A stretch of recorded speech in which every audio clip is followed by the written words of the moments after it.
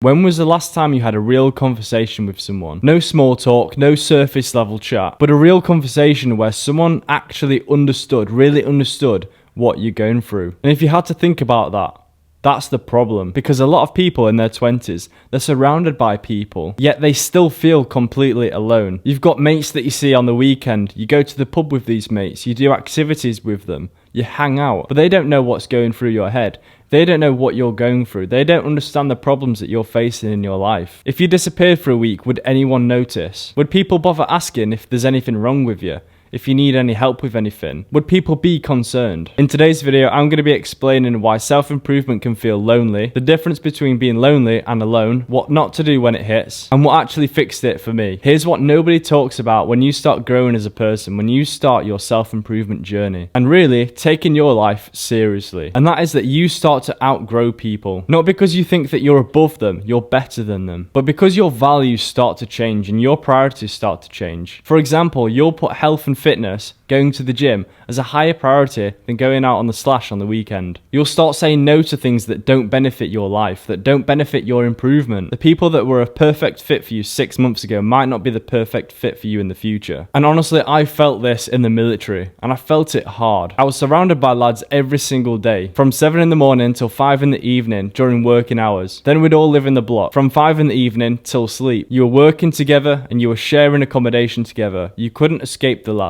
And on paper, I was the least loneliest person. But in my mind, I felt alone because I was the only one trying to build something for myself. I was the only one in work trying to build a side hustle. I was the only one in work trying to build something outside of work, doing YouTube. No one else was doing that, so that made me feel quite lonely. And there weren't as many people taking the gym seriously as I would have thought. Now, I'm not saying that I'm better than anyone else, but what I am saying is that I had different priorities. And when your priorities start becoming different than everyone else's, you stop being able to connect on the things that matter to you the most. And then you start having two versions of yourself. The version that you show your mates, the version that you used to be, the one who laughs at the old jokes, the one who pretends to have fun on nights out, the one who just tries to fit in. And then the other version, the new version of yourself who's building, who's hungry, who wants to succeed, but who feels alone. That version is thinking about things that nobody around him is thinking about. And the gap between those two versions is where loneliness lives. While I was in service, I felt like I was living two different lives. And it was a constant battle between the two. I was trying to fit in, but I was trying to become someone of myself. And the worst part about this is that you feel guilty. You feel like you're becoming arrogant or ungrateful for wanting more. And so you don't say anything, you just simply try and fit in. Before we move on to the next part of the video, if you're enjoying it, make sure to like, subscribe, and turn the post notification button on so you don't miss out on future content. Anyway, back to the video. I need to make a distinction here that changed everything for me. Being alone and being lonely are not the same thing, and a lot of people get them muddled up. Being lonely is when you crave connection. It's an emotional state. Essentially, you could still be lonely in a room full of people. If you can't connect with them, if you're not like-minded, again, if you don't share the same values or priorities as people in the same room as you might start to feel lonely. You can also feel lonely in a relationship, and you could also feel lonely at a party. Loneliness has got nothing to do with how many people are around you. It's about whether any of those people actually see you. On the flip side, being alone is a physical state. It's the absence of other people, and a lot of the times in my life, I've chosen to be alone. Being alone is not a problem, and a lot of people confuse this. And I'd argue that in your 20s, being alone is one of the most powerful things that you can do. The majority of my life has been spent alone. Solo travel in Europe, solo travel in Thailand, hiking 500 miles, and usually I'll train alone. And I also moved to Thailand all by myself. Just me, a one-way ticket and a dream. Some of the biggest breakthroughs in my life has come from silence. It's come from when I've felt alone. I've redefined my identity, my vision, my standards. I've learned more about myself while I've been in silence. And you can't do that while you're with other people all the time. You need to take yourself away from other people so you can map out in your life who you want to become. If people are constantly around you, you'll have no time to think. You'll be distracted. You won't have clear thoughts. So being alone isn't the enemy, loneliness is. And so the fix for loneliness isn't just filling a room with people, it's filling the room with the right people. People who are similar to you, like-minded, that share the same passions, goals, values and priorities as you. Everything just makes sense and the air just feels cleaner when you're around people that are similar to you. I noticed that when I left the military, and I moved to Thailand. You need to be around people with a high standard and that are on the same wavelength as you, and men that understand the journey that you're on. Now, before I tell you what works, I need to tell you what doesn't, because from what I've seen, when men feel lonely, they reach for the worst possible solutions. So I'm going to tell you what works and what doesn't work. Drinking, this is a big one.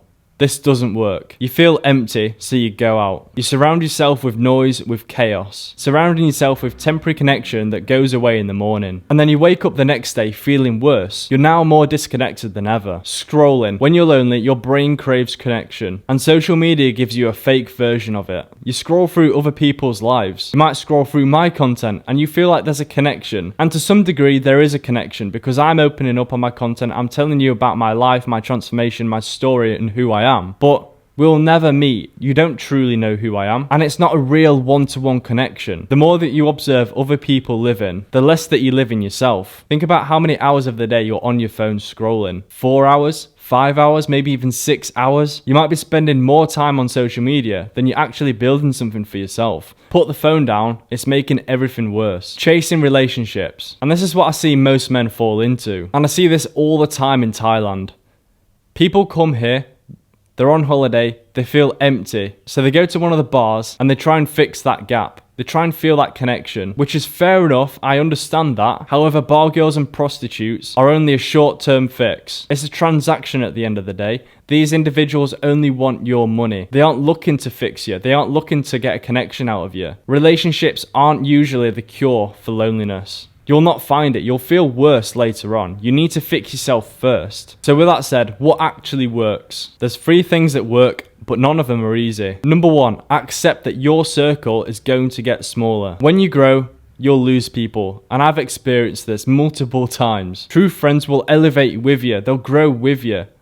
And they'll never leave your side no matter what you do, no matter who you become. And even if they don't elevate with you, they'll still respect you. They'll still respect the growth that you're making. And the ones that don't, the ones who mock you for improving, those people were never your friends. They were just your proximity. And I feel like that's the problem with the military. You don't choose the people that you're around, you're just put with people. And here's the harsh truth. You pass training and you're just dumped into a squadron or a unit with people who you might not even like, that you don't even share the same values or priorities with. You're stuck with people who aren't aligned with who you want to become. You're stuck with people on different paths. You're stuck with people who don't take the gym seriously. So you need to understand that your circle is going to get smaller on self-improvement. If the friends in your life mock you for doing what you want to do, quietly cut them off. Number 2, schedule connection like schedule training. This sounds cynical, but it works. If you leave connection to chance, oh, we'll have to catch up sometime, that will never happen. Pick up the phone, phone your friends, and note that connection in a calendar. Make it a non-negotiable that you talk to new people, that you talk with your friends. And that's what I do. I have regular conversations with people in my gym. I meet new people. I go on dates. I will say hello to people on the street. I'll meet friends on the island. I'll do activities with them. And I will schedule that into my day and my week.